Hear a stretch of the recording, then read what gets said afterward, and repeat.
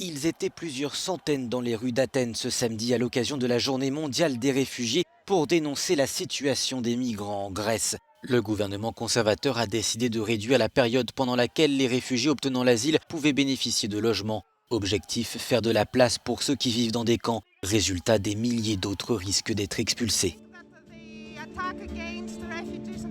Nous pensons qu'ils attaquent les réfugiés et les migrants parce qu'il faut un ennemi à présenter au public, alors que les migrants et les réfugiés ne sont évidemment pas l'ennemi.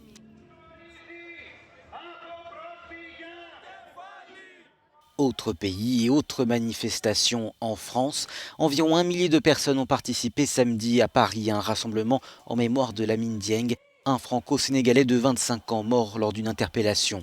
Un nouveau rassemblement qui survient dans un contexte de dénonciation des violences policières d'une ampleur inédite. De leur côté, quelques milliers de personnes ont également manifesté dans la capitale pour demander la régularisation des sans-papiers. L'affaire George Floyd a eu un impact considérable sur la mobilisation, mais en même temps elle révèle l'ampleur du racisme systémique mondial et à quel point l'Occident donne le rythme et donne le holà.